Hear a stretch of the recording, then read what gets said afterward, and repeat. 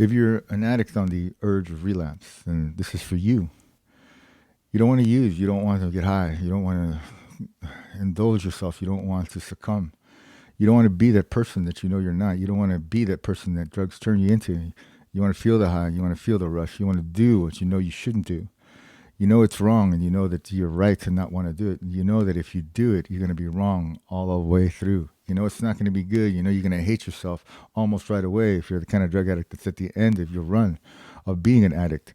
An addict who really wants to be not an addict is an addict who's going to hate what they want to do more than they love doing what they hate. And when you're an addict that doesn't want to know how bad you hate it, then you're an addict who wants to stop before you feel more hate. Drugs make you hate yourself, and they make you more hate, and make you hate yourself in ways that you probably can't even believe you can keep hating.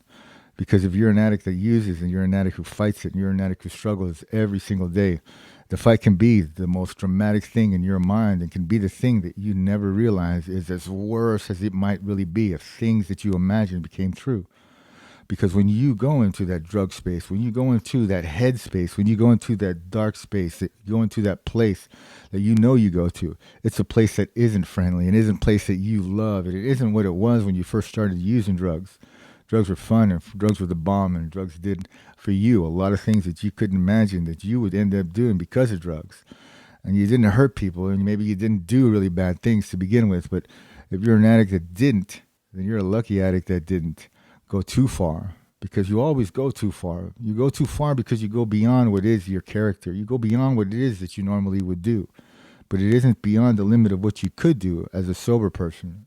But when you use drugs and you do things that you don't want to do, and they're not wrong, they can be really wrong to you in your mind just because you hate it so much after doing it for so long and hating it so much while doing it.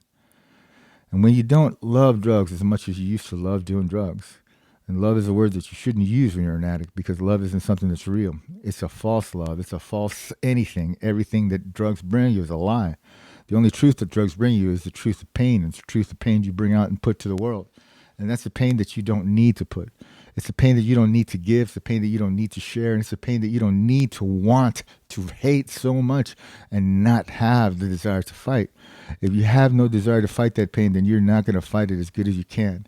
Because when you fight an addiction that really pulls you into a place that you know is the worst place that you can go, because you still have hope inside of you, that you can beat it, that you can come out of it, that you can leave it forever, then you're that drug addict that's on the edge. The urge to do better is so fucking powerful in you that it's an urge that you need to listen to. And it's easy to say words like needs and choose, and it's simple to choose, right? And work what works and do the work, so you work your program. If you have a program, then you're lucky you have a program, and the program is always going to help you out. If you're an addict that's on the urge, and you're on the urge on the urge to be a scourge, and the urge to be a demon of your own self, and the urge to be something that you shouldn't be, because even though you're a demon, it's not a demon possessed of the most hellish kind. You know, addiction makes us less, but it doesn't make us monsters. People have done monstrous things because of addiction, because of drugs. And sometimes monsters appear because of that. But when people of every walk of life are addicts, every walk of life experiences that and is susceptible to that, it's something that everybody can relate to at a certain point, because drugs are just a reflection of your ability to no longer listen to the strength inside of a greater character that you have. And strength is not the right word to say. It's your will. Your will to do something is lessened by just that repetitive nature, that over and over again abuse of your own behavior, of your own lack of discipline to know what the right thing is to do and to choose the wrong thing. And if you're a drug addict who just became a drug addict or just realizes you're a drug addict, maybe you've been doing it for a while, and then you're lucky if you can stop yourself early, because you still have things in your life that are worth fighting for. Still have things in your life that you can see that are a lot more in your life as 2, 3, 4 years down the road. You don't stop doing drugs, it's going to be a lot more that you lose. And it's a lot to lose. And the most valuable thing that you lose is relationships and family and people in your lives that you love. They won't talk to you. They won't be around you. You don't want to be around them too. you'll pull away from them and you'll want to not be around them because you're not going to want them to go on the same journey with you. And it's right to do that, but it's also wrong to do that too. When you can have family sometimes pull you out. They can be the ones that save your ass. They can be the ones that make the difference. But people, it's because people are the way they are. People that love family, they won't necessarily put them into the middle of it. But a lot do. A lot of addicts do put their families through it deliberately. But it's a deliberateness that isn't necessarily something that is a reflection of what they really are. It's a part of the behavior of addiction that does happen. It's a part of the behavior of addiction that is true. Not all addicts will pull away from family. Not all addicts will do the right thing, because that is the right thing. The right thing is to not use completely. So if you're that addict right now who's got that itch, who's got that grinding little gnaw in you that wants you to get, take that last mind trip, mind fuck, self fuck thoughts into that little doorway that equals the doorway to that big ass, huge, oh my God, this is going to be so awesome, room that truthfully is a tiny ass room of nothing to do with a tiny ass door on the other side to get out that you can't squeeze through once you get in. Once you get high, you're stuck in there for a bit. And you're lucky if it's only a binge. Just lucky if it's just a relapse for a short time. Because if it's not, then that room is huge when you step in, because a lot of relapses happen that end up being relapses after long-term sobriety, and they end up being a relapse where a run lasts for years. And that could be any addict. That's the stories you hear about when people talk about relapse. But relapse can also be you're sober for a week, you're sober for 2 weeks, you're trying, you may not be doing a program, you may not be doing what you're supposed to do, which is to seek help, to get help, outside help, to surrender your ability to choose to somebody else by taking suggestions is a good way to say it. And yeah, AA is a good option. There's also Smart Recovery. There's many different programs that offer the same kind of help in a different way.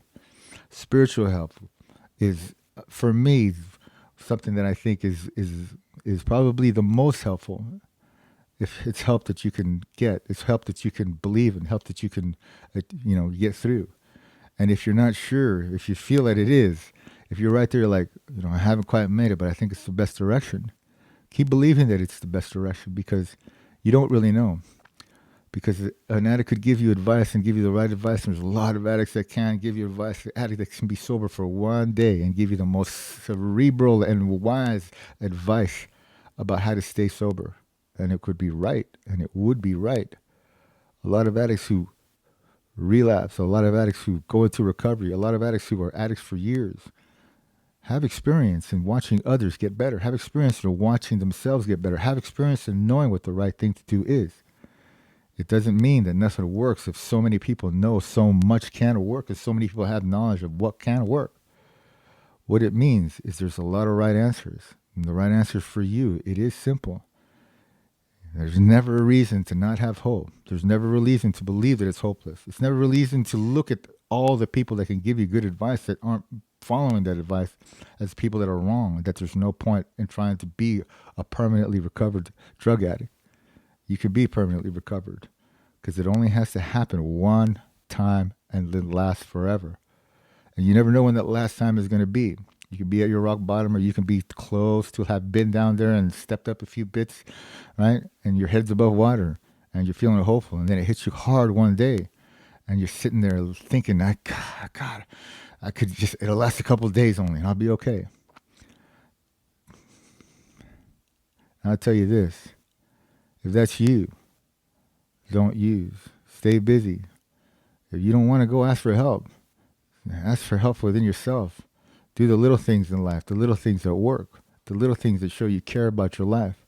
Eating, drinking, sleeping, eating healthy. Go to the gym, watch a movie, watch TV, learn something, write a book, or write in your journal.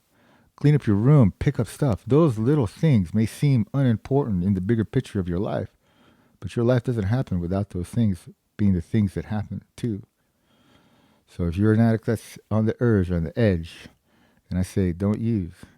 Don't use. Stay sober tonight. Hold off for a little bit and see what happens. And may you surprise yourself and wake up tomorrow sober. Good luck.